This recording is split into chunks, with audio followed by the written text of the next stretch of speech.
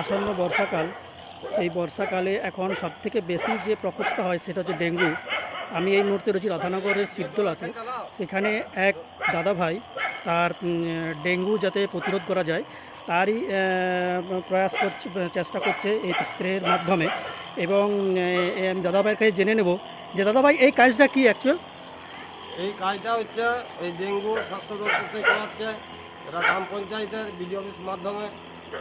আর দিন ঝোড়ঝাড় রাস্তাঘাট বাগানোর লেগে ব্যবস্থা করি, প্রতিদিনই করতে হয় যাতে ডেঙ্গু প্রতিরোধ করা যায়, তাই তো? হ্যাঁ। যাতে ডেঙ্গু, যাতে মানুষের এই ক্ষতি না হয় ডেঙ্গুতে, হ্যাঁ। হ্যাঁ, তাতে যাতে মানুষের ক্ষতি না হয় সেই জন্য আপনাদের এই উদ্যোগটা, মানে সরকারের উদ্যোগ।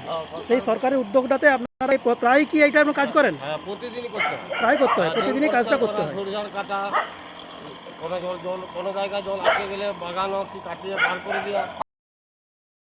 দেখা যায় এই বর্ষাকালে, হ্যাঁ। তাহলে বর্ষাকালে প্রতিনিয়ত আপনাদের এই কাজটা করতে হয়। প্রতিদিনই করতে হয়।